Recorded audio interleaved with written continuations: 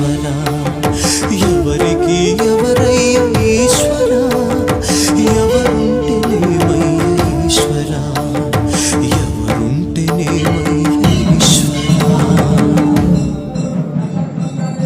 ఉపదేశించాలి అని సంకల్పం చేశాం కాబట్టి అందరూ కూడా ఈ సందర్భంలో చేతులు జోడించి నేను 3 సార్లు చెప్తాను, అందరూ కూడా 3 సార్లు దాన్ని చెప్పాలి అనేటటువంటి విషయాన్ని కూడా ఈ సందర్భంలో చెబుతూ అందరూ కూడా చక్కగా చేతులు జోడించి స్పష్టంగా చెప్పండి. నమః శంకరాయ నమః శంకరాయ నమః శంకరాయ నమః శంకరాయ నమః శంకరాయ. అందరూ కూడా ఈ నమః శంకరాయ అనేటటువంటి మంత్రాన్ని